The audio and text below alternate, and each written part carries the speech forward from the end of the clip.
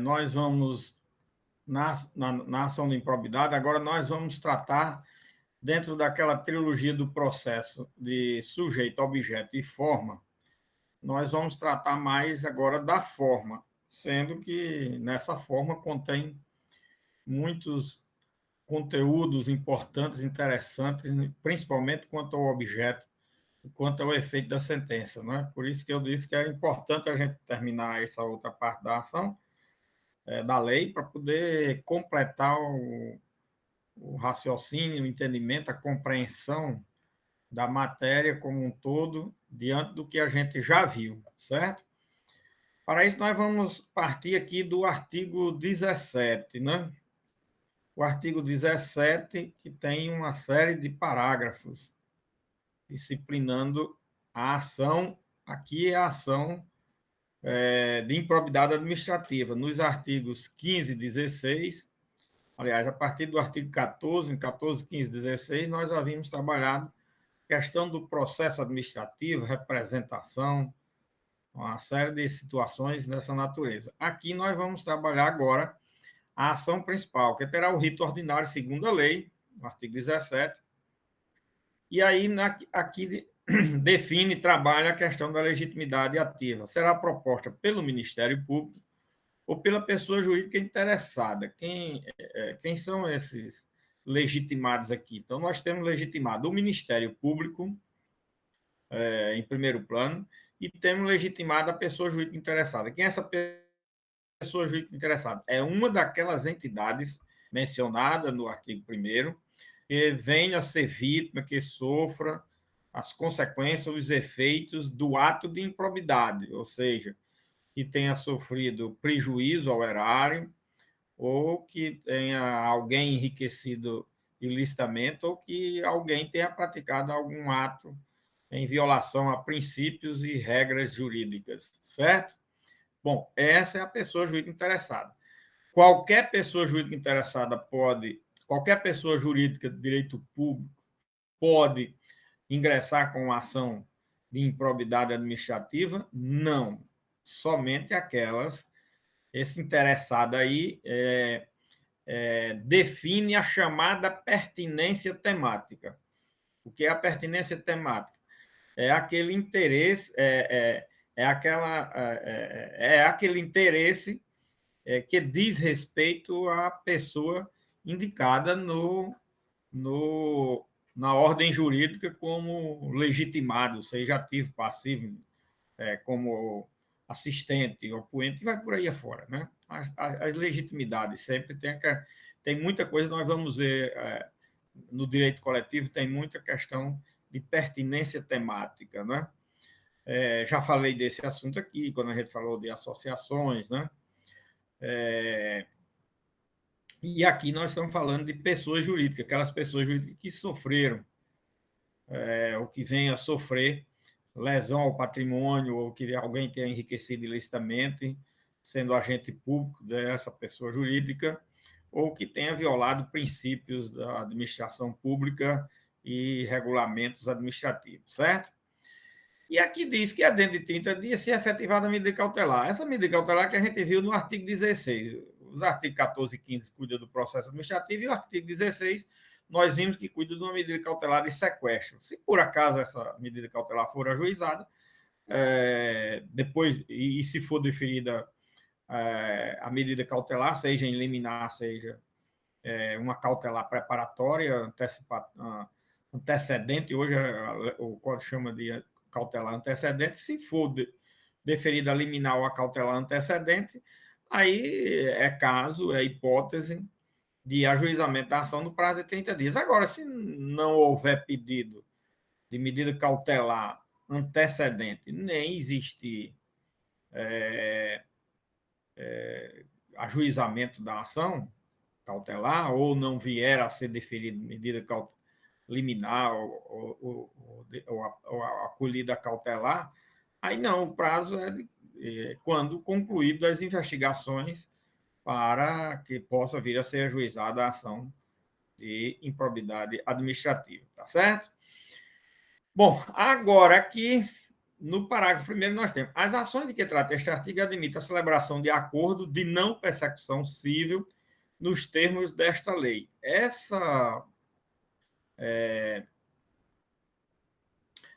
Esse dispositivo legal ele veio agora com a Lei 13.964 de 2019, tá certo? Que veio com o chamado pacote, o famoso pacote penal, que terminou por ser diferente do que inicialmente foi proposto, mas hoje se está vendo, vocês vejam o seguinte: porque ninguém no Brasil para refletir um bilionésimo de nada na vida. Se o Congresso Nacional tivesse aprovado de forma absolutamente irresponsável, porque seria uma irresponsabilidade aprovar aquelas chamadas 10 medidas, que das 10 não tinham as 8 que eram inconstitucionais. Hoje estaria o quê? Imagine. Bom, o Supremo ia considerar muitas das medidas inconstitucionais. E o Congresso Nacional, você vê, o Congresso Nacional, esse Congresso que é muito criticado, que é tido como não muito legítimo, que é tido como corrupto, tudo para o povo foi político e é corrupto. É uma coisa assim. Bom, mas o povo condenou Jesus Cristo, imaginem um Congresso Nacional do Brasil. Coitado. Bom, então, nesta nova lei, que é a Lei 13.964 de 2019, está vendo como é recente, do jeito que se tinha o quê? Celebração de acordo de leniência, que nós vamos ver ainda na lei de anticorrupção das empresas. Tínhamos o quê? Nós tínhamos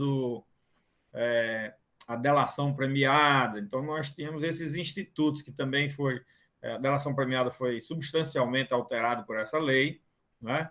E nessas alterações veio também a possibilidade de celebração de acordo de não persecução civil nos termos desta lei. Olha, do mesmo jeito que existe o acordo de leniência, certo? O acordo de delação, também existe o acordo de não persecução civil, que é o não ajuizamento de ação de improbidade, se vier a ser obtido algum acordo nesse sentido. É uma forma de se inibir, de se evitar o ajuizamento da ação de improbidade administrativa. Então, isso veio com essa lei 13.964. É um assunto rico, novo ainda, muito que precisa de ser muito estudado, detalhado, tá certo? Mas aqui já temos aqui o quê? A possibilidade, a existência de previsibilidade legal. Essa aqui é a circunstância desse parágrafo primeiro, tá certo? Agora, aqui no parágrafo segundo, diz o seguinte: a Fazenda Pública, quando for o caso, promoverá as ações necessárias à complementação do ressarcimento do patrimônio público. Nós vimos que uma das finalidades dessa ação de improbidade é reparar o dano causado ao patrimônio público. Uma das finalidades é essa. Mas essa não é a finalidade primordial dessa ação. A finalidade primordial da ação é sancionar alguém por ter praticado o ato. Agora, no curso da ação, sendo apurado algum resultado com relação ao prejuízo ao erário, isso será ressarcido. Bom, mas se por acaso, no final da ação de improbidade, concluída a ação de improbidade, vier a ser é,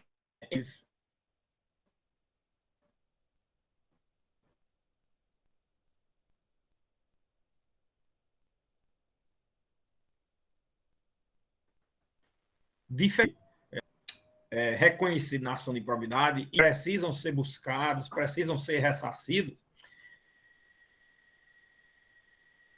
Então, o parágrafo 2º do artigo, se for o caso de complementação de ressarcimento ao patrimônio público, se os valores que forem encontrados na ação de improbidade. Professor? De reparação do dano, vigido outros danos, outros fatos que ensejaram o reconhecimento.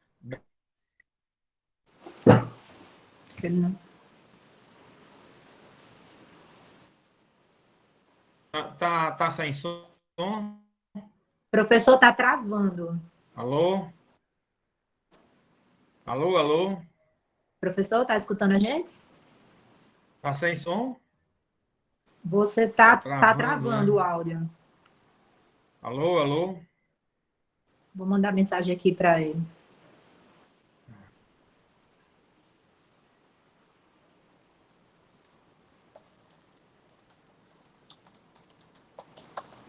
Alô, alô? Eu estou escutando bem vocês. Você está me escutando? A gente não lhe escuta. Desde do artigo... Chega, eu me perdi aqui.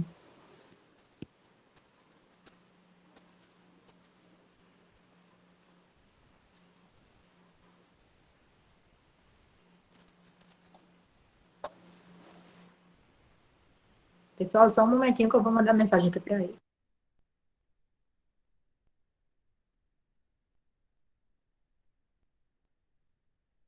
Alô?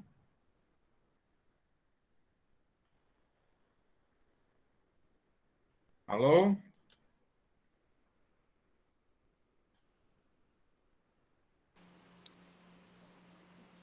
Agora eu escutei, mas eu acho que está Alô? travando. Está escutando, professor?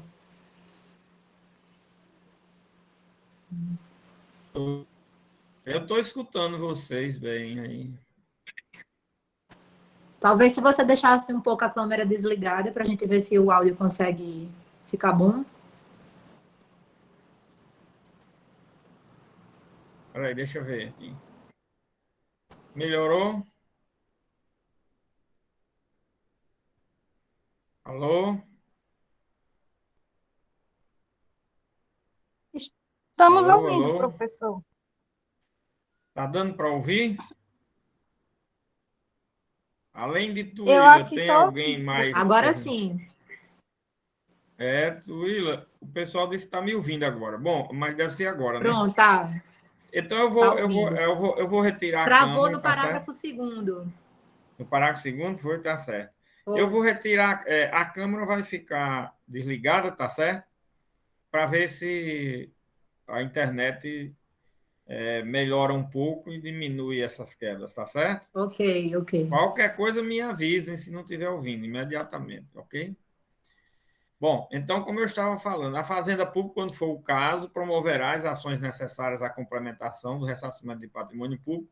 O que eu estava dizendo é que aqui pode ser que, numa ação de improbidade administrativa, não venha a ser ressarcido o valor do prejuízo, da lesão ao patrimônio público na sua totalidade. Se existir alguma diferença, posteriormente for descoberta, se for encontrada e reconhecida um valor que vai além daquele que foi objeto do ressarcimento na ação de improbidade, porque, como eu disse também, a ação de improbidade também visa ressarcir o dano, mas o principal objetivo da ação de improbidade não é ressarcir o dano. Ressarcir o dano entra aí como um ingrediente, é sancionar quem praticou atos que levam a lesão ao patrimônio, tá certo? Ou quem for beneficiado com algum enriquecimento ilícito, tá certo? Aí será ajuizado o quê? Uma ação complementar, uma ação de indenização, de cobrança do valor que vier a ser encontrado posteriormente que ultrapasse o valor que foi objeto do que se ressarciu na ação de improbidade administrativa. É o que faculta esse parágrafo 2º, tá certo? Aqui o parágrafo terceiro é muito interessante porque ele faz alusão, e aí a chamada diálogo das normas, né, ao parágrafo terceiro do artigo 6º da Lei 47/17. Não esqueçam que esse parágrafo terceiro do artigo 6º, eu falei que ele era muito rico, que ele, inclusive, revelava um avanço super extraordinário, apesar de ser um dispositivo de redação trazida à ordem jurídica brasileira em 1965, mesmo assim, e sem ter sido é,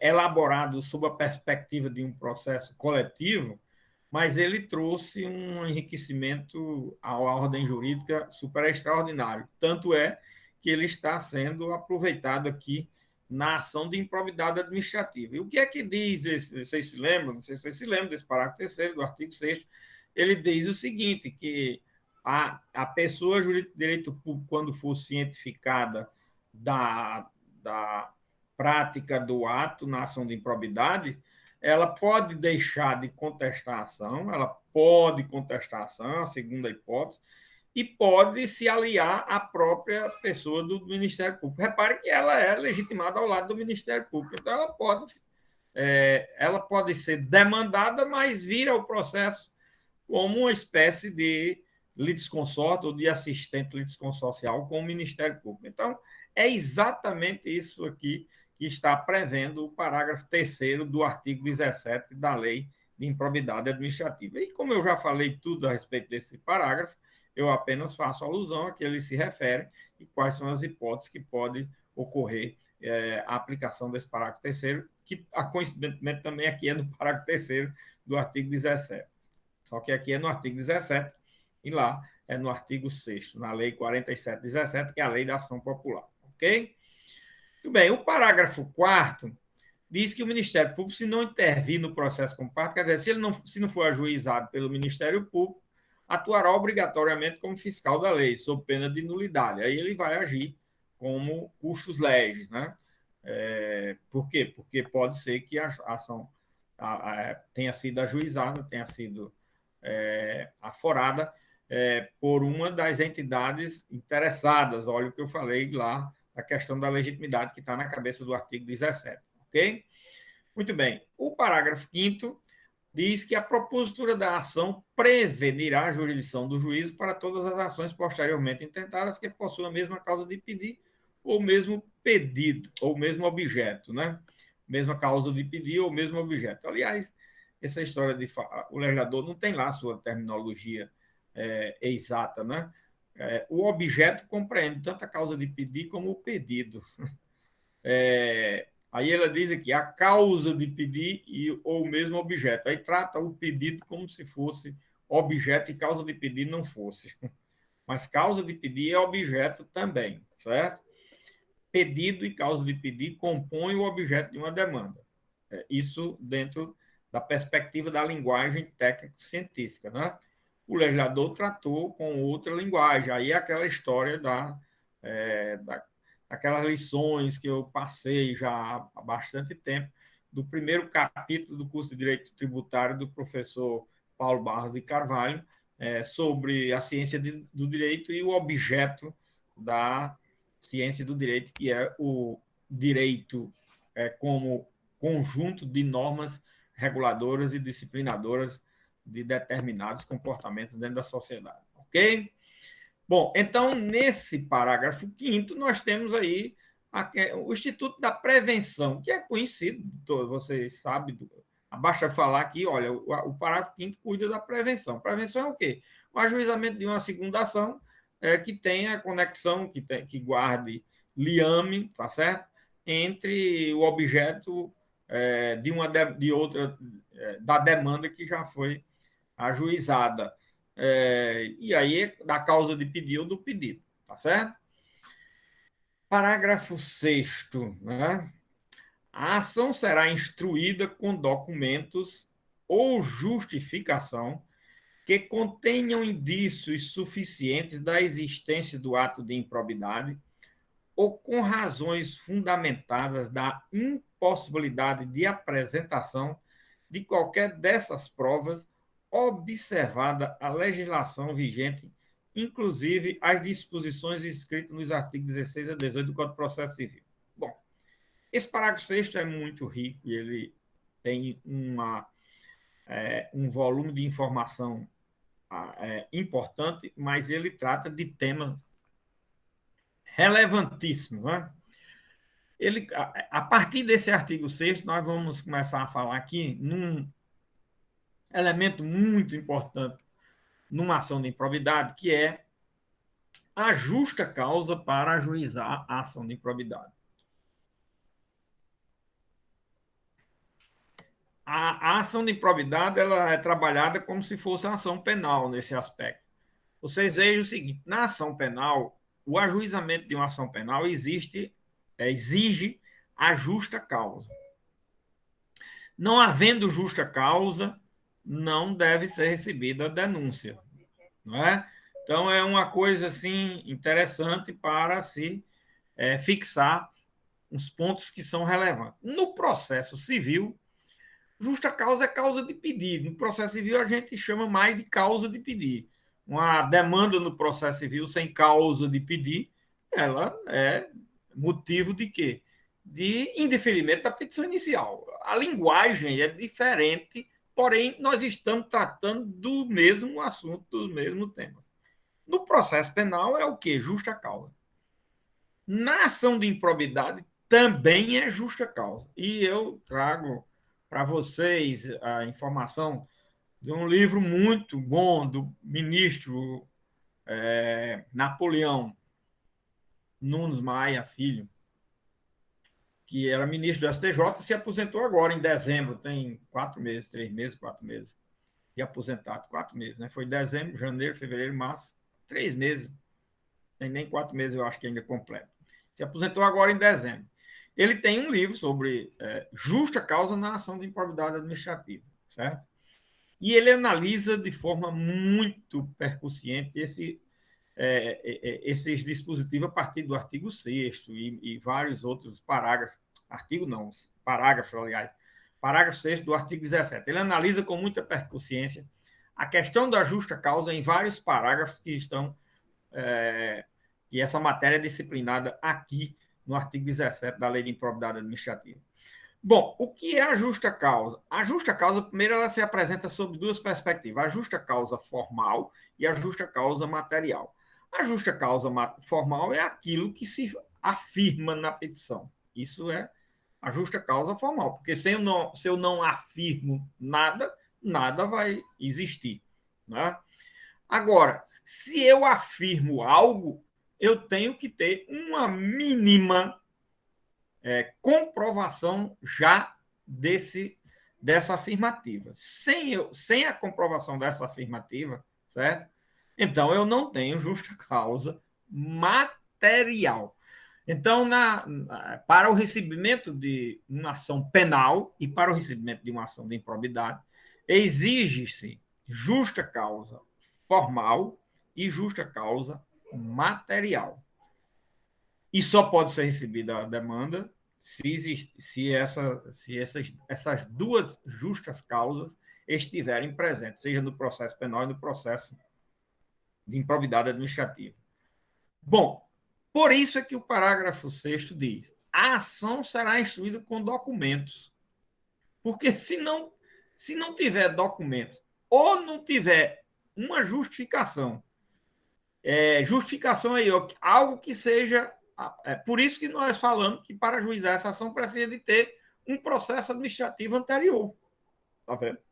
Se esse processo administrativo que apura alguma coisa, e eu falei, o processo administrativo ou procedimento administrativo pode ser o quê? Inquérito policial, inquérito civil público, investigações disciplinares, processo administrativo disciplinar, processo de tomadas de contas em tribunais de contas, e vai por aí afora. É preciso que tenha isso. Sem isso, não pode ser ajuizada a ação. Por quê? Porque sem isso não vai haver justa causa material. Afirmar e não ter pelo menos uma prova indiciária É como se não tivesse afirmado. Esse processo para o processo civil comum tem uma diferença. No processo civil comum, você pode ajuizar uma demanda sem prova nenhuma. Agora, ela, lógico que se ela não tem prova nenhuma a partir da inicial, ela não tem um indício de elementos que justifiquem. Então, se você pedir, por exemplo, uma tutela antecipada, uma tutela de urgência, o juiz não vai dar, não tem prova mínima que possa justificar isso. Sem ter prova nenhuma, não vai. Agora, com isso, a ação não é indeferida. A petição inicial não é indeferida. Certo? Ela só é indeferida se não tiver o que no processo penal e na ação de improbidade chama-se de justa causa formal. Ou seja, se não tiver um histórico que guarde o quê?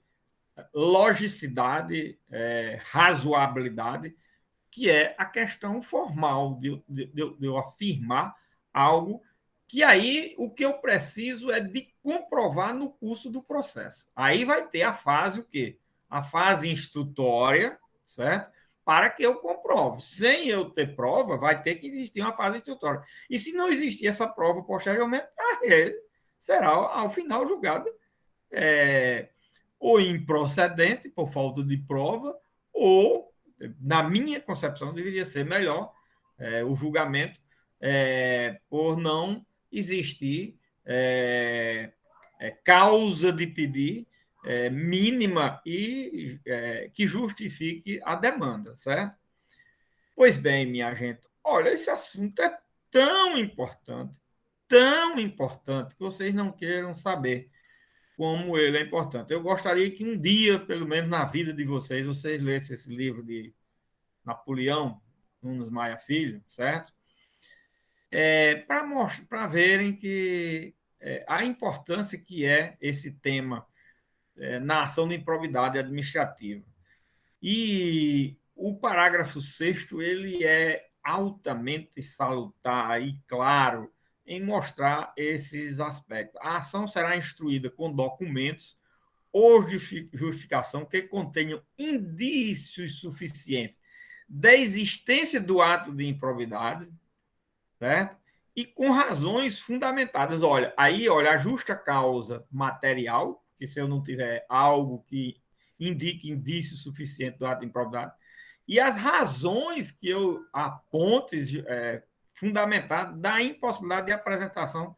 Sim, aí se eu não posso apresentar essas provas logo, aí eu vou ter que justificar. Olha, essas provas existem, mas eu estou ajuizando logicamente para que o juiz venha a fazer uma requisição desse material. Lógico, o juiz, a primeira coisa que tem que fazer é isso, porque sem esse material ele não vai poder receber a ação, certo?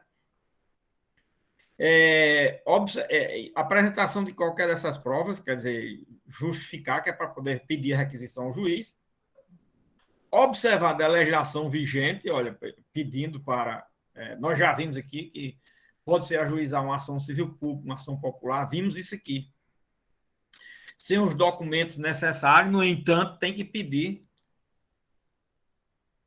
ao juiz que esses documentos sejam requisitados.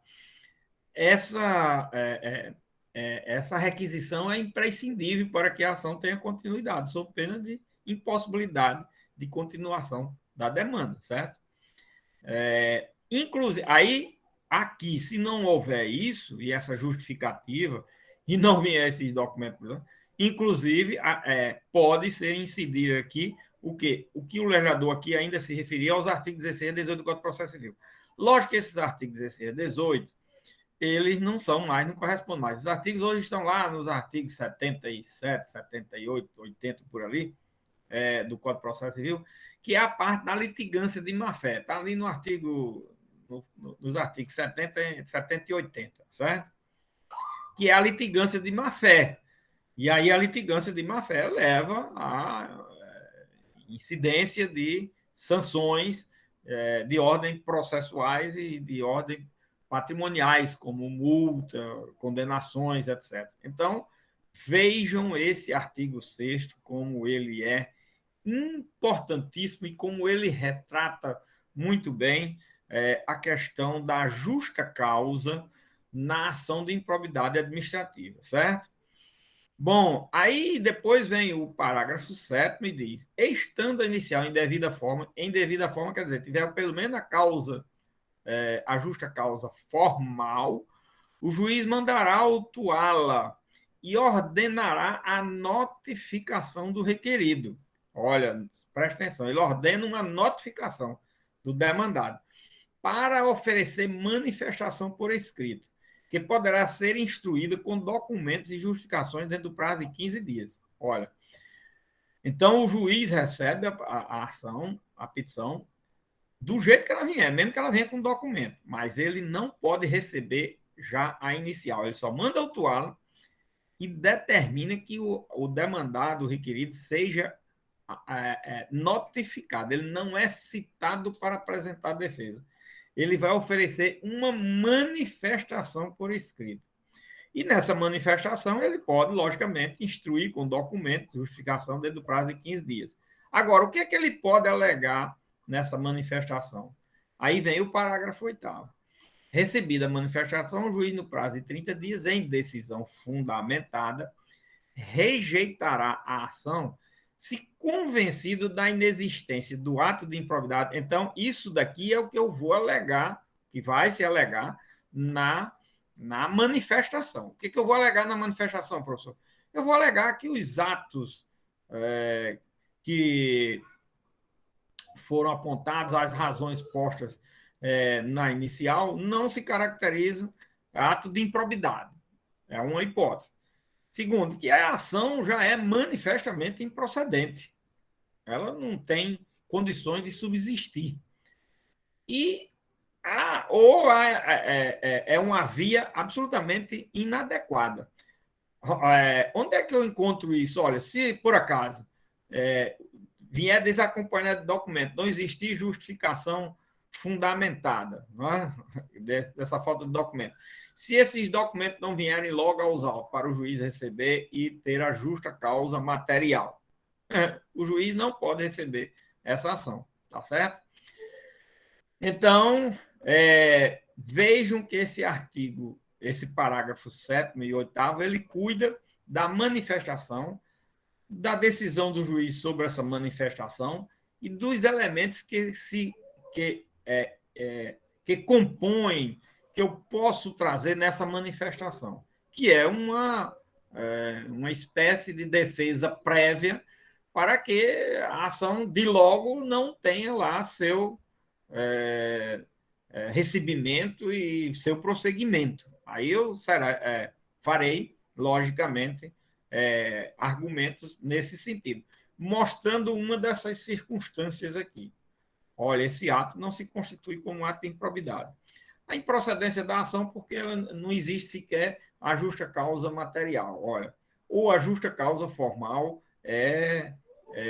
também não é lá muito bem posta. Ou essa ação não ela jamais será a ação adequada para o tipo de argumentos que foi utilizado na petição inicial. Tudo isso eu posso apresentar como forma de convencer o juiz de plano para que ele receba. Existe isso na prática, é o seguinte: uma imbecil afirmativa de praxe, que é dizer o seguinte: infelizmente, esses parágrafos 7º e 8º, eles não são lidos, eles não são sequer entendidos. Eu até contemporizo e vejo o seguinte: na realidade, olha, na prática do foro, quando vocês tiverem um dia e tiverem preparo suficiente para ter uma visão crítica das coisas que acontecem, vocês vão ver que os juízes não sabem. Olha, nem os juízes penais que trabalham na matéria penal têm noção exata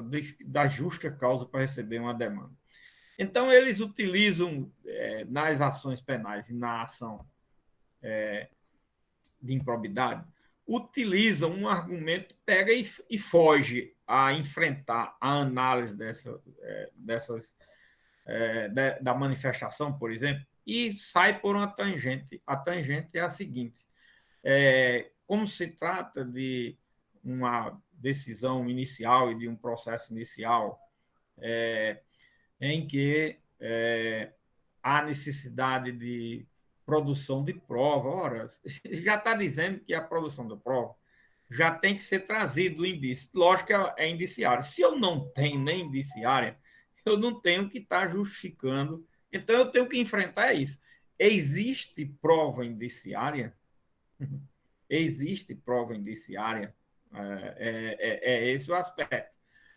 A ação é adequada? Existe justa causa formal e material que justifique o recebimento da ação? Eu tenho que enfrentar isso. Mas o que é que eles dizem? No recebimento da inicial da ação de improbidade, da ação penal, o princípio prevalecente é o princípio do in dúvida pro societate. Aí diz isso e pronto.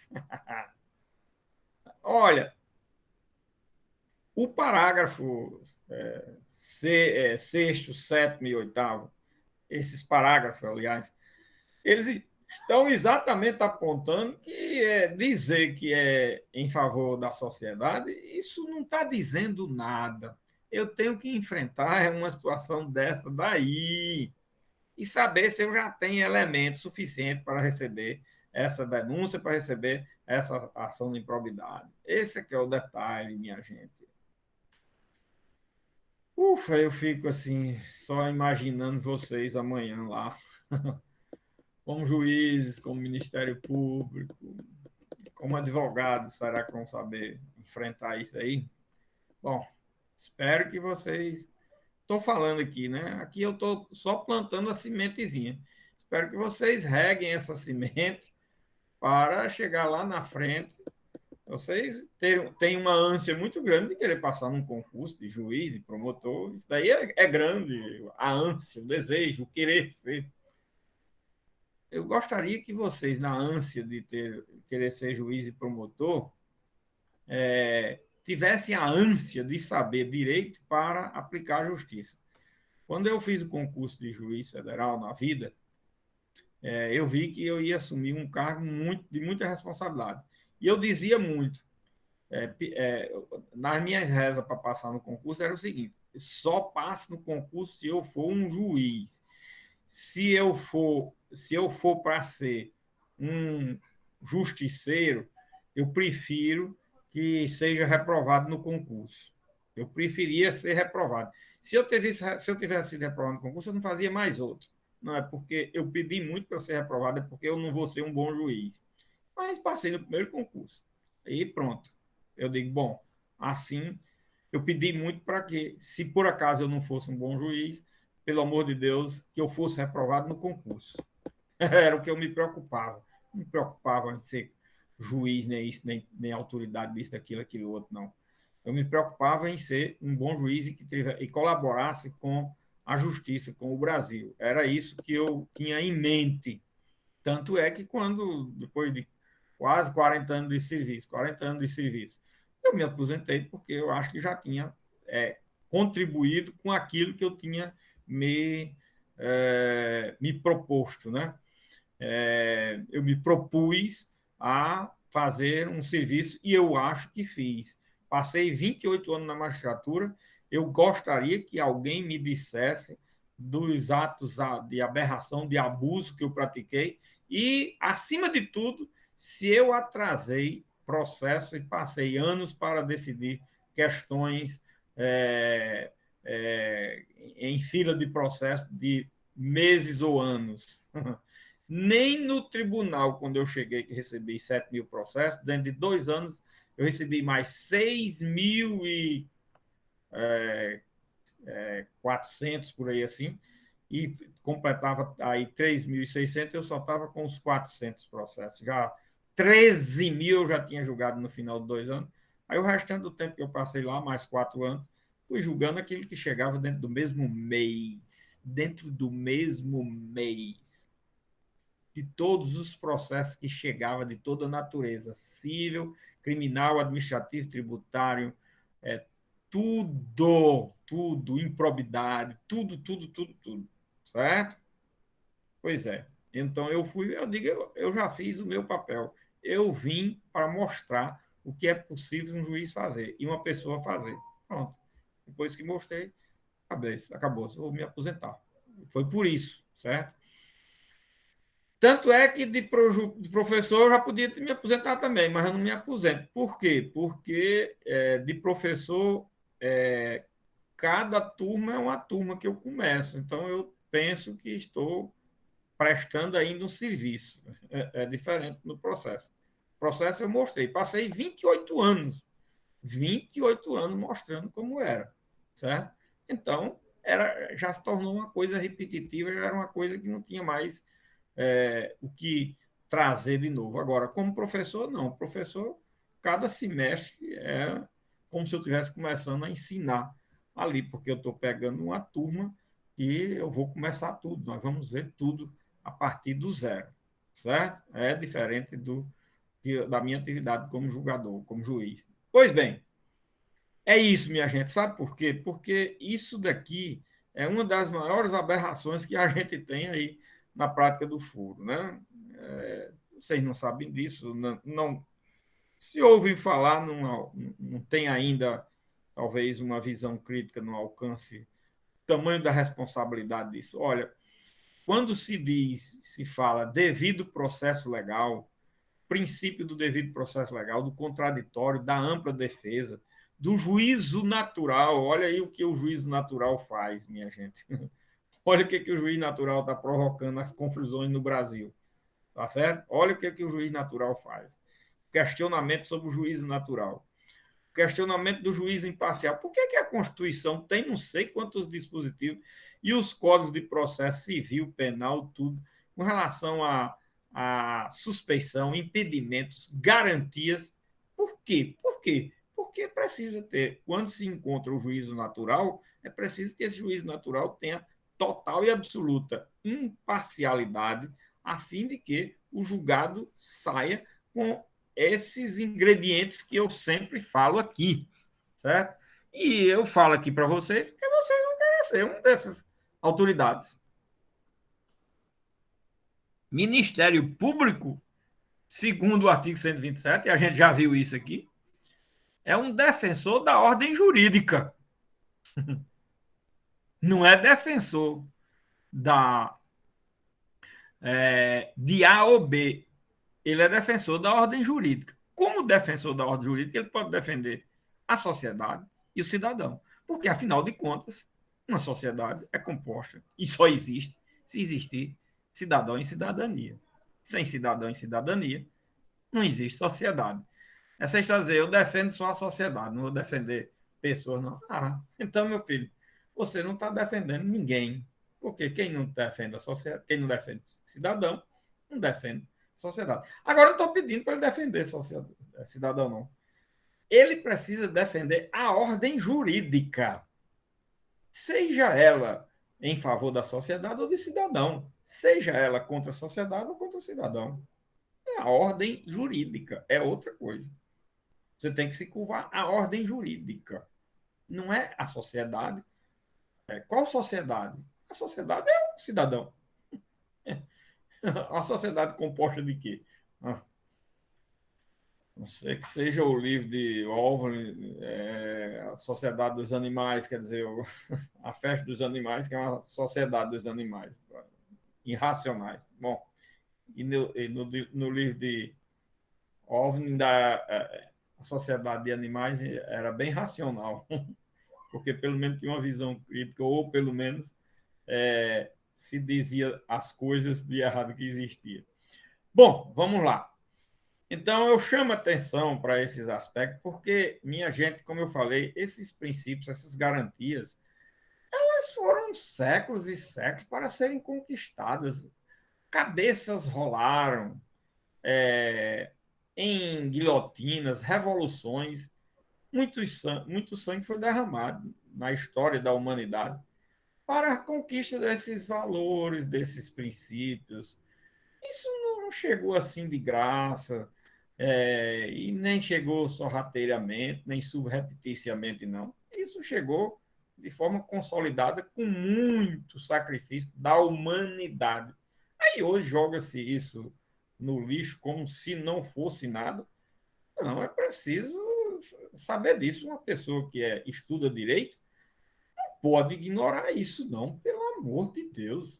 Isso é uma coisa assim que não dá para exatamente se quer cogitar de forma diferente, certo?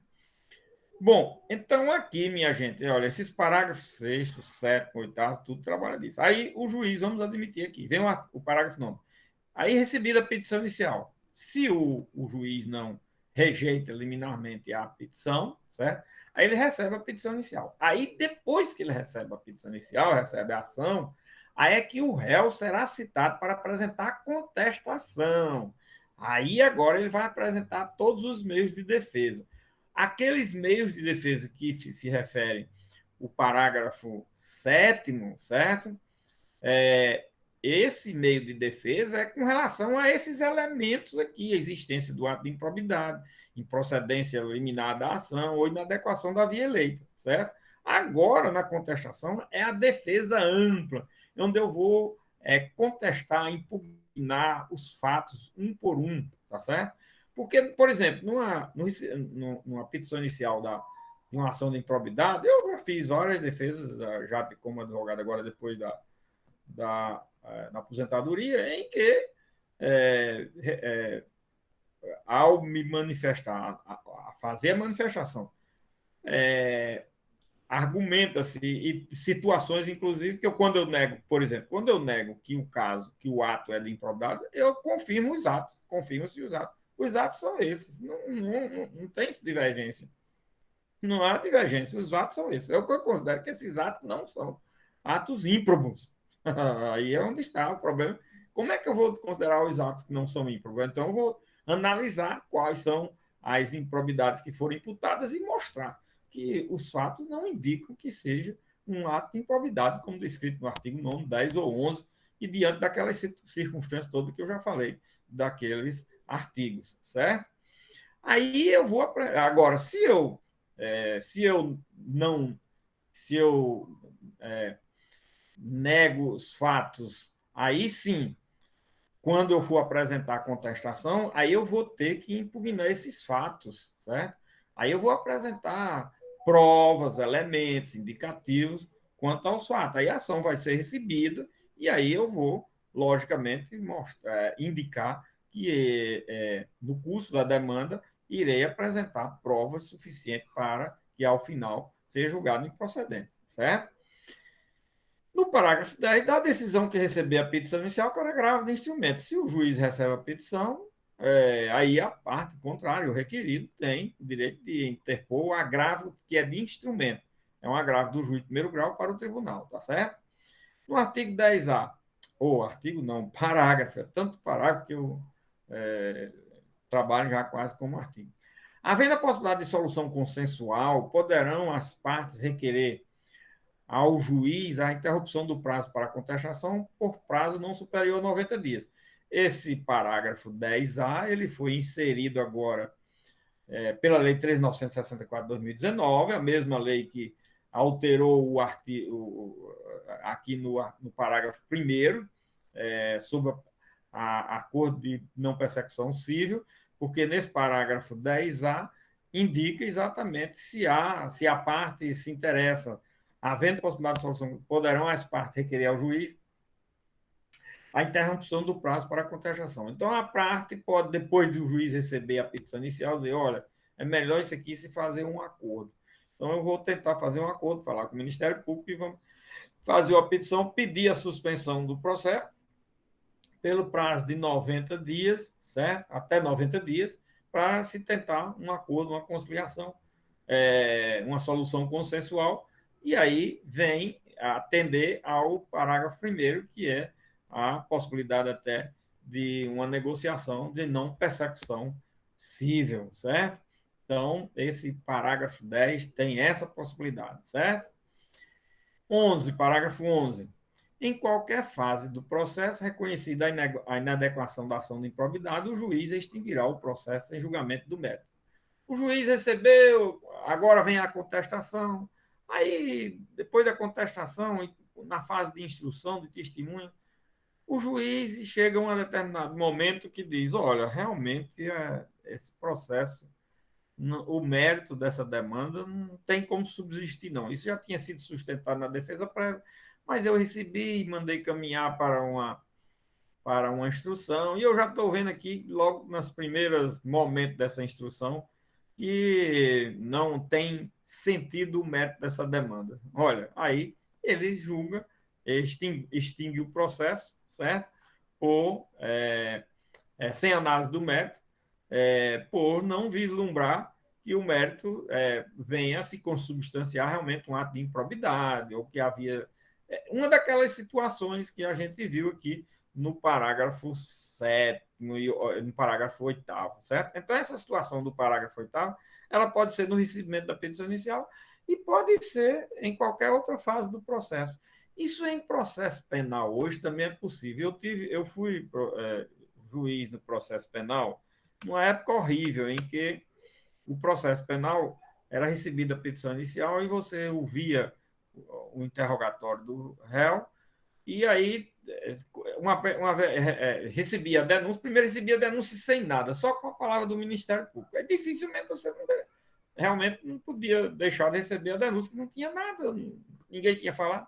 Só que muitas das vezes, só quando eu já ouvi o réu, a primeira providência que tinha no Código de Processo Penal, há 10, 15 anos para trás, era o interrogatório. Depois é que vinha a defesa. Aí, quando eu já ouvi o interrogatório, eu dizia, mas, danado, se esse interrogatório ou tivesse vindo uma defesa prévia antes, eu disse isso muitas vezes. Pois bem, isso veio para o processo penal também.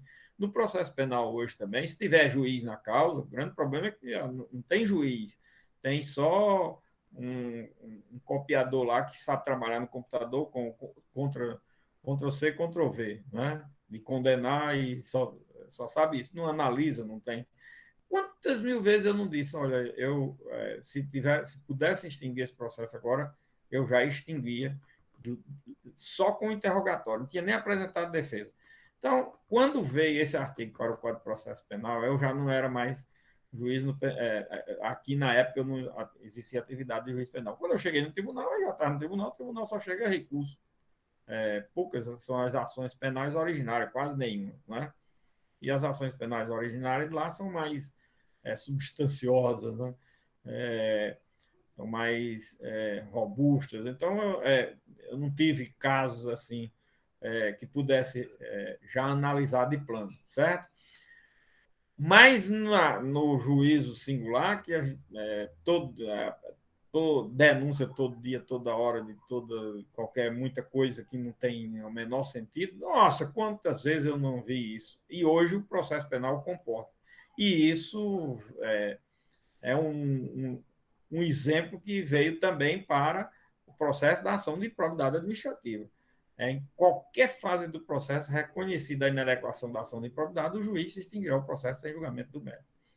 E no parágrafo 12, nós temos: aplique-se aos depoimentos ou inquirições realizados no processo regido por esta lei o disposto no artigo 221, parágrafo 1 do Código de Processo Penal. Esse parágrafo manda aplicar o Código de Processo Penal só nesse artigo 221, parágrafo 1, que esse artigo é só com relação àquela questão das autoridades que têm o direito, em razão do cargo que exercem, de escolher o dia de ser ouvido e o local. O juiz oficia para que ele escolha o dia e o local de ser ouvido, tá certo? É só isso que cuida esse parágrafo 12 da Lei 8429. E no parágrafo 13 nós temos: para os efeitos deste artigo, também se considera pessoa jurídica interessada o ente tributante que figurar no polo ativo da obrigação tributária, que se refere o parágrafo 4º do artigo 3º e o artigo 8º-A da Lei Complementar 116 de 2013, que é aquela sobre a questão do artigo 10A e do inciso 12, do artigo 12, inciso 4 da lei, que é aquela história que eu falei do acréscimo que houve de atos de improbidade em razão de benefícios fiscais e tributários, tá certo? Que foi acrescido no artigo 10A da Lei de Improbidade. Aí aqui prevê a possibilidade, logicamente, acho que nem precisava do parágrafo, mas o parágrafo fez questão de dizer que o ente que tiver, onde tiver havido aqueles tipos de negociações de benefícios tributários, esse ente público será também, quando se tratar de pessoas de direito público, não é órgão, é ente público, certo? União, Estado, município, autarquia, etc, etc. E tiver havido uma possibilidade de improbidade, ela também, essa pessoa jurídica, tem legitimidade. Então, olha, é isso aí, minha gente, que tem de riqueza do artigo 17 quanto à forma. Repare quanto à forma no processo de improbidade administrativa, como ele vai longe. E ele vai aperfeiçoar, aprofundar aquela questão dos atos de improbidade no que diz respeito à causa de pedir, que aqui eu falei como justa causa formal e material. Precisa ter a justa causa formal e material, tá certo?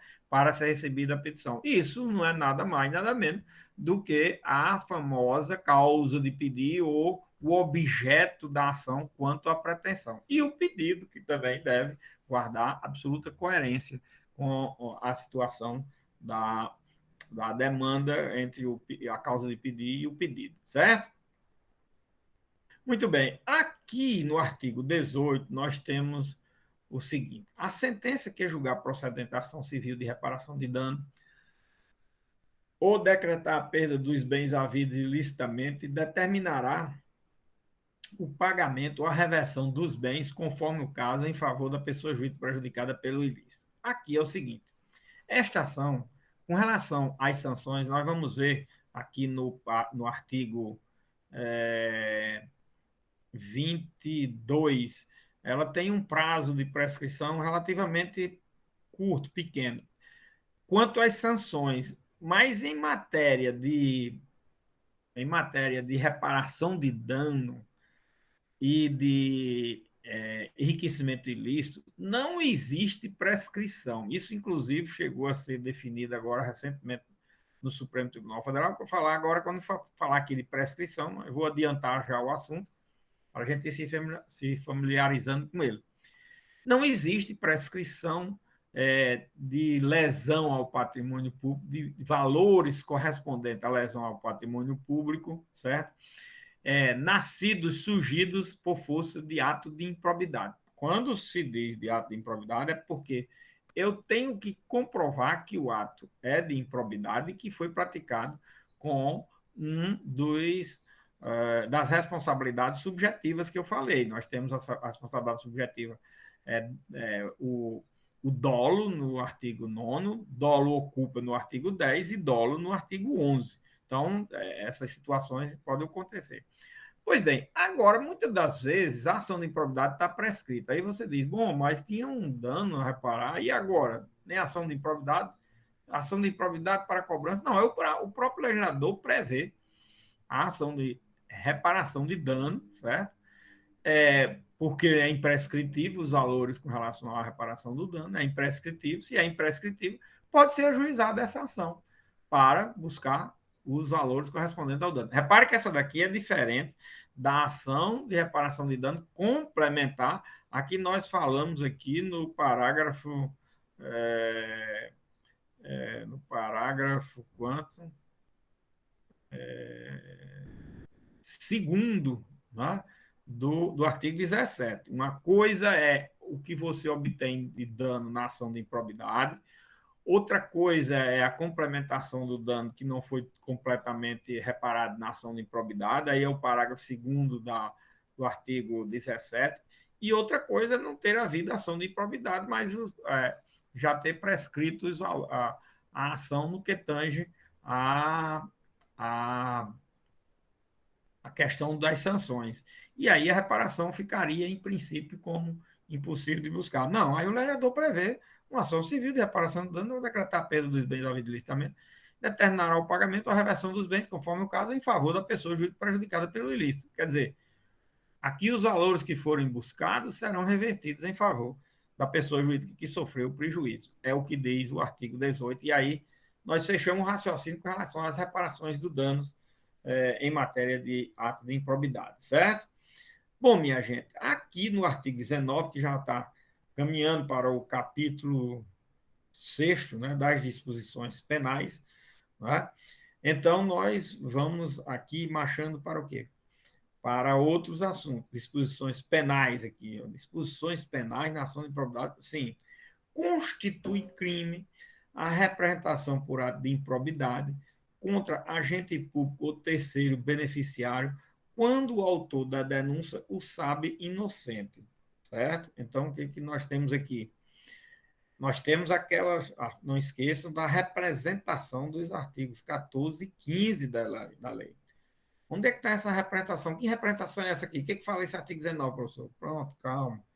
Aqui é o seguinte: no artigo 19, nós temos a representação, o artigo 19 tem a previsão de constituir crime um abuso que venha a ocorrer por força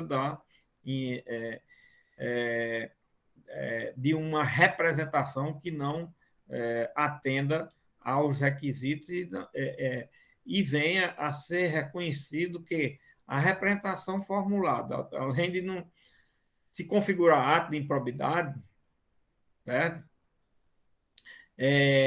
Foi feita de forma a que era sabido que a pessoa não tinha praticado o ato, mas mesmo assim insistiu-se em ajuizar a representação, certo? Então, é preciso ter cuidado, porque imputar-se um fato a alguém sabendo que ele não praticou por mero capricho, por vingança, por isso, por aquilo, aquilo outro, por parcialidade, por suspeição, por impedimento, cuidado. Improbidade tem esse crime do artigo 19, que dá a detenção de 6 a 10 meses de multa. Bom, lógico que hoje nós temos uma lei de abuso de autoridade no que diz respeito às autoridades, aqui é no que diz respeito ao representante, que é qualquer pessoa do povo. Lá no artigo 14 nós vimos isso, certo? Qualquer pessoa do povo, certo? Agora, com relação a juiz, promotor que haja de forma abusiva, nós temos uma lei de abuso de autoridade, certo? Que prevê também essas possibilidades, certo? E o parágrafo 1 desse artigo 19, além da sanção penal, o denunciante está sujeito a indenizar o denunciado pelos danos materiais, morais ou a imagem que houver provocado. Quer dizer, não só a responsabilidade penal, como a responsabilidade civil, tá vendo? Olha, a responsabilidade penal e a responsabilidade civil. A responsabilidade civil é o quê? A reparação do dano em razão de afetação à moral e à imagem que o legislador chamou aqui de denunciado, e aí aqui também uma explicaçãozinha. Essas expressões denunciante e denunciado, elas estão colocadas não de forma técnica, certo?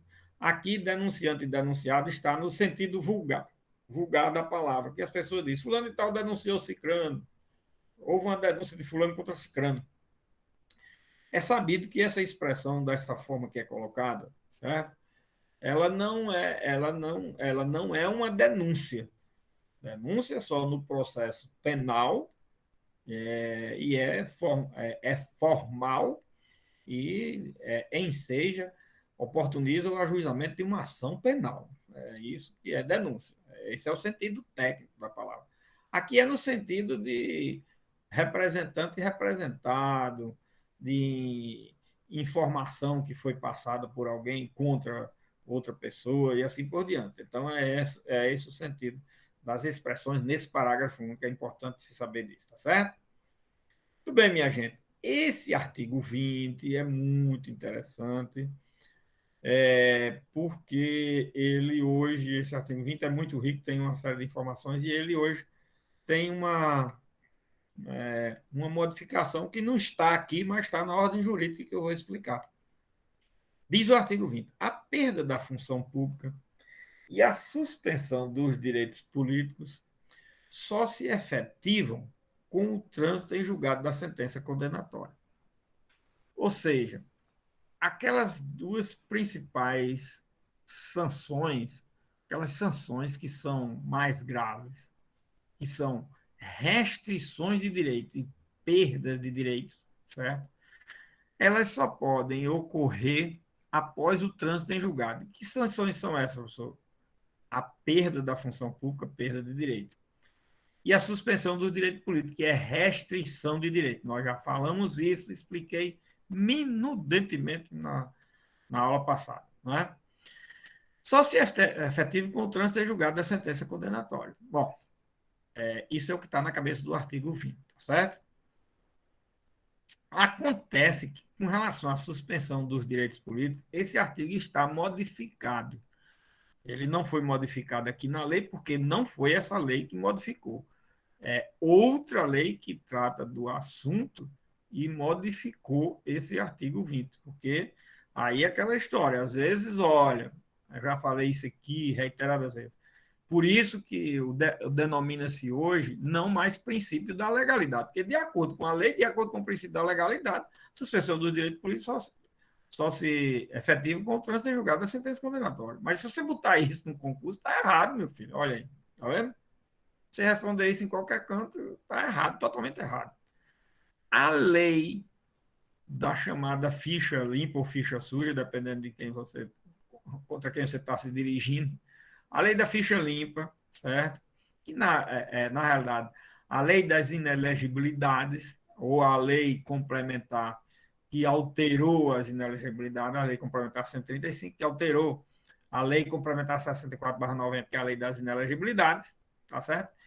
Ela, com relação à suspensão dos direitos políticos, prevê que eles já podem ocorrer não só com o trânsito em julgado da ação de improbidade, mas sim com o julgamento em órgão colegiado. E quando eu digo órgão colegiado, pode ser em primeiro grau ou em segundo grau, porque se for um processo de competência de um tribunal, originário de um tribunal, o órgão colegiado atua ali em primeiro grau, mas já é órgão colegiado, certo? Ou em segundo grau, que é quando há um juiz de primeiro grau singular, que o juiz é singular. Em primeiro grau, no Brasil, em regra, é singular. Né? E depois há recurso para o segundo grau. E quando o julgamento se dá em segundo grau, em recurso, que é colegiado, a partir daquele momento, mesmo que haja recurso para o STJ ou para o Supremo, a suspensão dos direitos políticos já está consolidada. Isso nos últimos 3 anos tem sido muito falado no Brasil, mas isso vem desde 2010, que a Lei Complementar 135 é de 2010. Né? Então, ela não foi aplicada em 2010, porque ela foi considerada dentro do ano da eleição e não foi aplicada para as eleições de 2010, mas foi aplicada nas eleições de 2012. Então, ela já tem 8 anos de aplicação. Mas nos últimos 3 anos, vamos dizer assim, ela foi muito falada, essa questão da suspensão dos direitos políticos, com o julgamento já em segundo grau. Isso todo dia quase sai nos jornais, né? Bom, então, olha, esse artigo 20, cuidado, que não que ele não corresponde mais à sua literalidade. Ele tem que ser lido em conjunto, em diálogo com a Lei Complementar 135, que cuida da inelegibilidade é, eleitoral, certo? E aí tem essa parte. Agora, o parágrafo único desse artigo 20, ele, na realidade, trata de um outro assunto, e é um assunto também muito importante e relevante. Todos os dispositivos dessa lei, repare que eles são muito importantes e relevantes. O problema é que, infelizmente, desgraçadamente, não é levado em consideração na prática. Essa que é a realidade.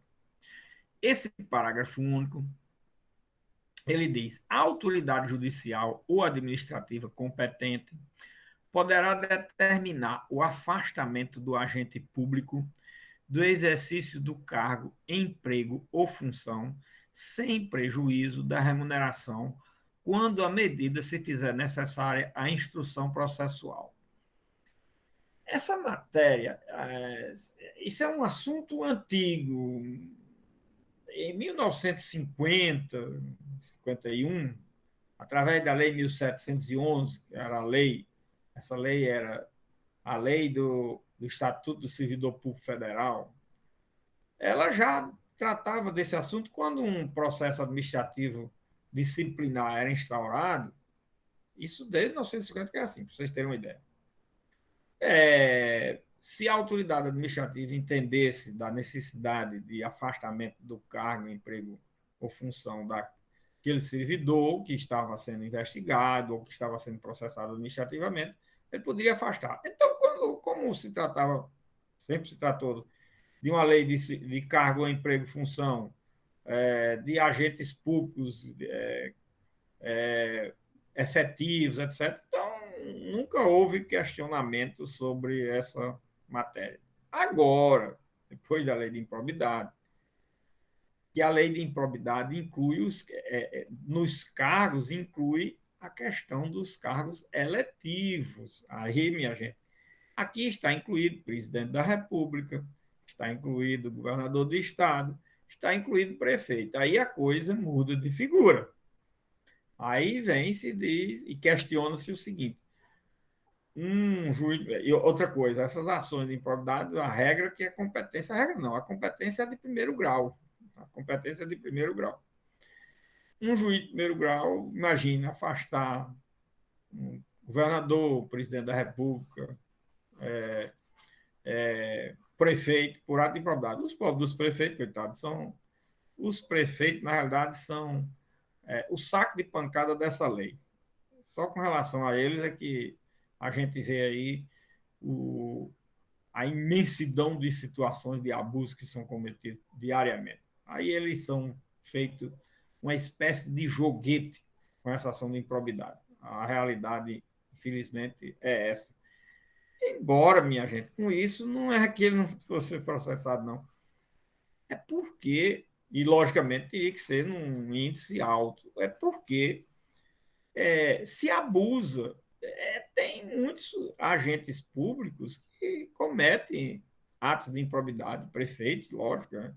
E no prefeito nós temos 5.800 e não sei quantos no Brasil, governadores são 26, então é, a diferença é muito grande, não pode haver na mesma incidência. Presidente é só um, então só por essa circunstância, lógico que ela não dá para se aplicar de forma tão frequente, né, a proliferar ações de improbidade com relação a essas autoridades. No entanto, existem muitos abusos e existem muitas situações que, infelizmente, também não se apura, nem se vai atrás, nem se trabalha com a hipótese, quando seria talvez a hipótese. Tem tudo isso. Tem os abusos de um lado, os excessos para um lado, os excessos para outro. Tem tudo isso, certo? Agora, o problema é que hoje, por exemplo, um prefeito assumiu o cargo, ele não sai de jeito nenhum do cargo sem que ele não tenha. Se não tiver ainda uma ação de improbidade, vai ter. Todos, sem exceção. Isso não existe, minha gente. Isso é um absurdo. Então, às vezes, ele sai do cargo, não tem realmente ainda nenhuma ação, mas vai vir. Não tem risco. O risco é terminar o cargo. Terminou, vai vir. Se não tiver ainda. E aí, lógico que isso não existe, porque nem todos os casos são casos de improbidade, nem todos os casos. Com essa quantidade se consubstancia a hipótese de improbidade? Não. Tem casos que são mais do que cabeludos, mas não tem. Não é assim. Já se imputando a condição. É prefeito? É corrupto. É político? É corrupto. Não, não é isso. Isso, minha gente, eu até digo sempre, isso é a mesma coisa do julgamento de Jesus. E as pessoas ainda invocam o nome de Jesus. Ah, meu Deus do céu, coitado, Deus e Jesus se presta a tudo. É invocado o nome de Deus em vão, por isso que tem um pecado que é invocar seu nome em vão. Deus é invocado para tudo. E serve de amparar tudo, né? Por quê? Porque muita gente diz que é católico, que acredita em Deus, em Jesus, invoca tal, o nome de Deus e de Jesus, mas comete o mesmo pecado. Não, mas quem acredita em Deus é um pecador. Então vamos pecar porque de livre e espontânea vontade, mas eu acredito em Deus. Pois é, porque o pessoal, o povo da época condenou Jesus Cristo a ser crucificado. Né? Tá bem atual o tema, que na próxima semana é a Semana Santa. Né? Pois a ser crucificado. Em nome de quê? Em nome da opinião pública. Foi entregue a história de lavou as mãos, né? O juiz da causa lavou as mãos e entregou ao povo e disse: você quer que eu condene Jesus Cristo ou quer que eu condene o Barrabás, o pior ladrão que é conhecido aqui na região? Tal. Aí eu penso, condena-se Jesus e livra-se Barrabás, tá vendo? Que é a opinião pública, o que é massa humana, tá vendo? Pois é. Aí as pessoas invocam o nome de Jesus, diz que o julgamento de Jesus foi muito injusto, mas praticam o mesmo gato, as mesmas coisas de 2000 anos atrás. Diz que todo político é corrupto, todo juiz é corrupto, todo agente público é corrupto. E a gente não é assim. Tem gente corrupta aí. Eu não vou dizer aqui que não tem em todas as atividades, mas tem gente que não é corrupta em todas as atividades. Isso é uma coisa, e por isso que existe um processo, por isso que deve ser atendido o devido processo legal, por isso que as coisas têm que ser postas no seu devido lugar, porque não pode ser assim só porque se afirma, se quer, se acha, se diz e ser. Não é assim. As coisas não são assim. Bom, pelo menos na ordem jurídica não é assim. Ou não era para ser assim. Essa é a realidade. Então, a autoridade judicial administrativa competente poderá determinar afastamento do agente público. Aí, o que, que a gente vê aí? Que a gente vê aqui, por força desse parágrafo. Juiz aí, todo dia mandando afastar prefeito, tirando prefeito, porque só recebeu uma ação de improbidade. Só que aqui tem um elemento que é importante demais, esse parágrafo. A autoridade judicial ou administrativa competente, a autoridade administrativa no processo administrativo disciplinar. Não vai mais que isso, não. Poderá determinar o afastamento do agente público do exercício do cargo, emprego ou função, sem prejuízo da remuneração. Quando aí aqui vem a importância do dispositivo, e aqui é onde está tudo, todos os abusos. Quando a medida se fizer necessária a instrução processual. E a gente, em 99,9% dos casos, o que é que se diz quando para afastar um agente público? É o prefeito com certeza, com certeza, ele vai atrapalhar o andamento do processo. Já vem com adivinhando as coisas, e já numa adivinhação é com certeza. Um juiz dizer isso assim uma coisa. E o Ministério Público requer isso todo dia e o juiz aceita. O Ministério Público requerer, tudo bem. Agora, o juiz aceitar, aí é que é dose. Não é? Minha gente, isso não é justificativa. É preciso que haja alguma medida necessária para que indique que ele está atrapalhando a instrução do processo. Não, é porque ele vai, logicamente, influenciar as testemunhas, ele vai impedir de mandar coisa. Então, meus amigos, deixe acontecer. Então, o caso é de você deixar que o processo tramite, não afaste, e deixar que ele realize esses atos, ou qualquer um desses atos. Aí você vai ter a justificativa que o dispositivo exige. Agora, só porque recebe uma ação de improbidade, manda afastar o prefeito, porque no seu juízo de valor, o seu juízo de valor, que não é o da lei, tá vendo? No seu juízo de valor, você é, acha que ele vai atrapalhar, embaraçar, dificultar o andamento do processo e a instrução do processo, aí, meu amigo, vai uma distância enorme. Por isso que essa expressãozinha, quando a medida se fizer necessária a instrução do processo, é tudo, é tudo. Aí aqui o valor da efetividade, a intensidade da efetividade do dispositivo é muito importante para se entender uma leitura de um artigo de lei e de um instituto jurídico, minha gente.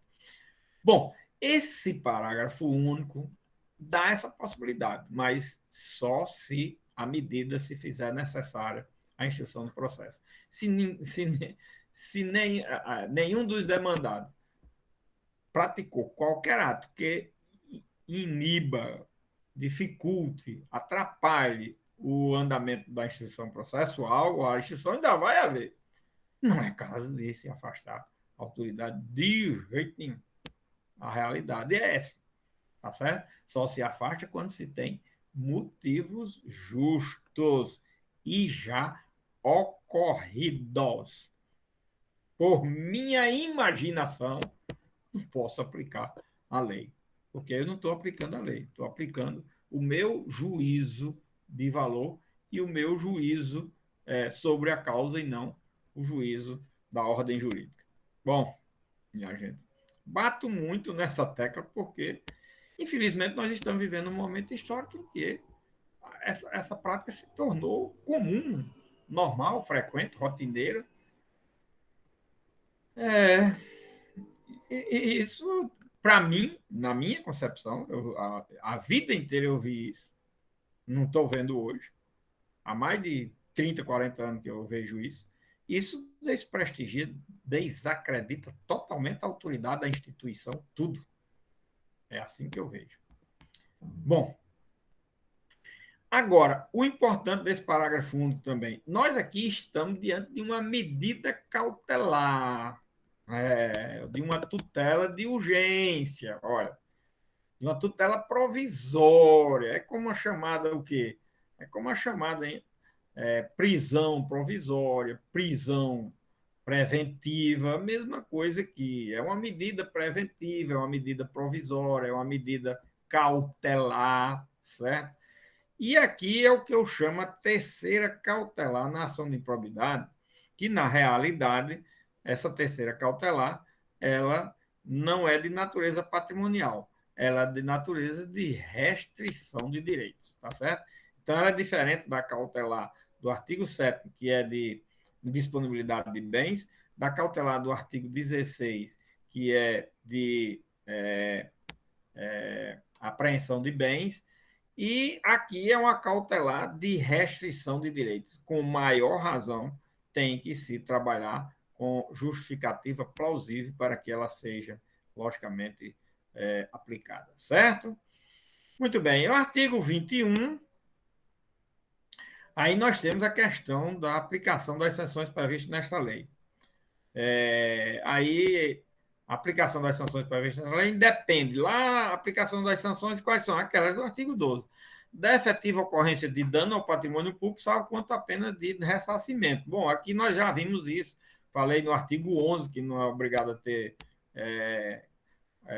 ocorrência de dano, pode se dar sem ocorrência de dano. Da aprovação e rejeição das contas pelo órgão de controle interno, quer dizer, se o Tribunal de Contas, às vezes, tiver aprovado as contas, isso não significa dizer que não tem havido ato de improbidade, porque ele não analisa essa questão, ele analisa a questão contábil, formal, etc. Então, esse artigo 21 indica essas situações. E no artigo 22, para apurar qualquer ilícito previsto nessa lei, o Ministério Público, de ofício, a requerimento da autoridade administrativa ou mediante apresentação formulária de acordo com o disposto no artigo 14, poderá requisitar a instalação de inquérito policial ou procedimento administrativo, que eu já falei demais também, sobre exatamente no artigo 14. Olha, que é o inquérito civil público, inquérito policial, procedimento administrativo disciplinar, instauração de processo de tomada de conta especial e vai por aí afora. Está vendo? No artigo 22, tratando exatamente daquilo que eu já falei. Ok? No artigo 23, aí nós temos a questão da prescrição. As sanções, as ações destinadas a levar a efeitos as sanções previstas nesta lei podem ser propostas até 5 anos após o término do exercício do mandato de cargo em comissão ou de função de confiança, certo? Então, após o término do prazo do exercício do mandato, de um cargo, se você um cargo de confiança, comissão, comissionado, você perdeu o cargo 5 anos depois, aí prescreve, se não tiver havido uma ação de improbidade nesse regra de tempo, prescreve o direito do legitimado ativo a ajuizar a ação de improbidade. No inciso 2, dentro do prazo prescricional previsto em lei específica para faltas disciplinares puníveis com demissão a bem do serviço público, nos casos de exercício de carga efetiva ou emprego. Aqui é nos casos dos processos administrativos disciplinares previstos nos estatutos de servidores públicos, sejam eles civis, militares, de carreiras especiais, no âmbito federal, estadual, municipal e assim por diante, certo? Aí o prazo prescricional é lá da lei específica dos estatutos dos agentes públicos, ok? No inciso 3, até 5 anos da data da apresentação à administração pública da prestação de contas final pelas entidades referidas no parágrafo do artigo 1º desta lei. Quer dizer, aqui com relação à tomada de contas, a prestação de contas que são enviadas principalmente aos tribunais de contas, certo? Essa prescrição é contada a partir da data do envio das contas, tá certo? Porque às vezes a pessoa está no cargo há 5, 10 anos, não é cargo, às vezes, é, é, eletivo, que os cargos eletivos têm uns prazos curtos, mas os cargos permanentes têm prazos longos. A pessoa às vezes passa a vida inteira, 30, 40, 50 anos trabalhando num órgão, numa entidade de direito público e assim por diante. Aí, nesse caso, ela é encarregado de prestação de conta, tem que enviar essas prestações de conta para determinado órgão, para tribunais de conta, ou órgãos internos da administração, ou para setores tais, ou controladorias e assim por diante. Nesse caso, o prazo de 5 anos só começa quando entrega essa prestação de conta pela entidade a esse órgão de controle de contas, tá certo? É o que diz o inciso 3, tá certo? Agora, detalhe, agora eu vou voltar a explicar aquela parte que eu já falei anteriormente do artigo 18. É que esse prazo prescricionais é para aplicar sanções. Então, por exemplo, esse prazo prescricional ele existe para efeito de, de, de sanções, de suspensão de direitos políticos, perda do cargo público, multa. Essas sanções de ordem restritivas de direito ou sanção patrimonial de multa, por exemplo, essas daí são, logicamente, susceptíveis de prescrição, e essa prescrição aí vai para essa hipótese. Agora, quando se trata de reparação do dano, ou quando se trata de devolução de valores ilicitamente obtidos, aí não há prescrição, minha gente. Prejuízo ao erário público, os valores correspondentes a prejuízo ao erário público é imprescritível. Assim é o que diz a Constituição Federal, tá certo? É imprescritível. Isso é muito importante, muito interessante. E o Supremo Tribunal Federal já se pronunciou sobre essa matéria, tá certo? O ano passado foi, sei lá, há um ano, tem um ano e pouco, a questão da prescrição em matéria de reparação de dano ou de enriquecimento ilícito obtido por força de ato de improbidade. E isso está onde? No parágrafo 5º, por isso que o Supremo definiu, no parágrafo 5º do artigo 37. O parágrafo 4º cuida, nós já analisamos, ele cuida da ação de improbidade, e o parágrafo 5º leva há uma interpretação de que a reparação do dano causado por lesão ao patrimônio público, enriquecimento ilícito, é imprescritível. E o Supremo, ao analisar essa questão, ele reconheceu a inconstitucionalidade das cobranças de atos, de valores correspondentes a danos, lesões ao patrimônio público e enriquecimento ilícito, certo? Agora, para isso, esse aqui é o detalhe, aí é onde vai haver o problema dos abusos na vida, muitos. Eu já sei que isso aí já começou a acontecer. É que é preciso você ajuiza aquela ação de cobrança do artigo 18, mas é preciso que você comprove que o ato seja de improbidade e que a pessoa tenha agido de forma dolosa, ou dolosa e culposa, ou dolosa. Eu estou falando aí dos artigos 9, 10, 11. Né? Dolosa, dolosa e culposa e dolosa. Se não ficar comprovada essa circunstância, se o ato não for de improbidade, aí o valor correspondente é prescritível. Então, foi isso que ficou também definido pelo Supremo Tribunal Federal. E é esse detalhezinho, como é o detalhe, por exemplo, do final do parágrafo 1 do artigo 20, né? Quando a medida se fizer necessária a instrução processual, do jeito que é aí para efeito de reparação, para efeito de afastamento, a mesma coisa vai ser aqui com relação à prescrição. Esse detalhezinho é que é o mais importante e mais relevante. É o que é mais desprezado na prática, na hora de aplicar a lei. São essas coisas todas, minha gente, que levam com que... Você vai ver, vai mudar muita coisa nessa lei, nesses pontos que o abuso é excessivo. Por quê? Porque tem que haver o controle os poderes não podem, o poder não é o que eu quero, o poder é o que a ordem jurídica me dá. E se eu abuso, eu não só respondo por isso, como se houver uma generalização na prática desse abuso, os poderes também dão um freio por outros meios, por outros caminhos. É isso. Isso é histórico, isso é universal, e isso tem milhares de anos. As pessoas querem viver agora como se, se a humanidade não tivesse uma evolução, não se soubesse como são as coisas. Não se pode atropelar as coisas, não se pode atropelar direito. Os direitos não podem ser atropelados.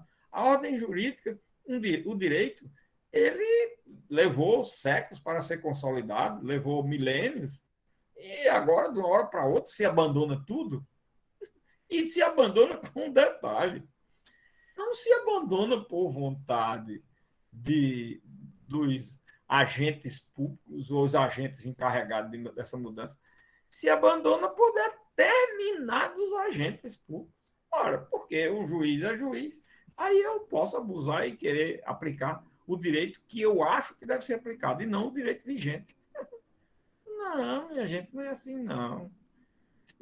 Não, mas a sociedade exige. Não, a sociedade exige que você aplique o direito existente de forma rigorosa e a tempo. Faça isso que a sociedade fica satisfeita. A sociedade ela não sabe, o povo não sabe, a massa humana não sabe das coisas, não. Tanto é que levou Cristo à cruz, tá certo? Agora, faça a parte correta do que existe, que povo nenhum vai achar que condene nos casos que é para condenar, na proporção que é para condenar e nas circunstâncias de acordo com a lei para condenar, com eficiência em tempo recorde rápido. Faça isso e a sociedade fica satisfeita. Essa história de invocar a sociedade para cometer abuso é outro abuso, tá certo? Bom, pessoal, a gente fica por aqui. Terminamos a ação de improbidade, viu? Segunda-feira eu estou passando a prova, tá certo? 2 avisos. Primeiro, segunda-feira eu estou passando a prova. Segundo, 3, né?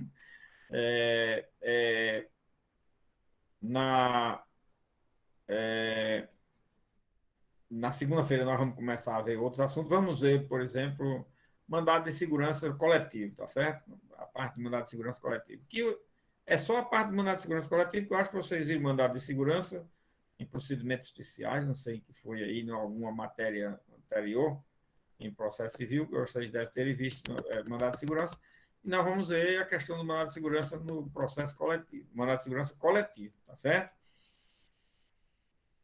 E um aviso para a turma, principalmente de vocês. Para a turma de sexta-feira, já sabe que na sexta-feira próxima é feriado, né? Mas para vocês também, a universidade, para quinta-feira, a universidade também cancelou as atividades. Então, eu já ia dizer para vocês, para não.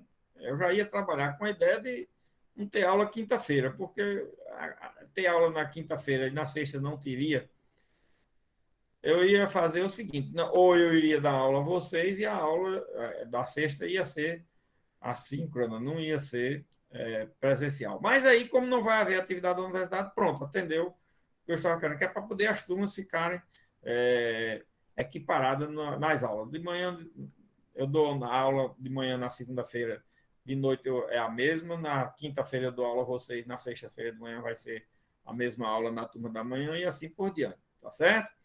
Então, nós temos aí, nessas próximas 2 semanas, essas novas situações. E vamos trabalhar agora novos temas, novos assuntos, tá certo?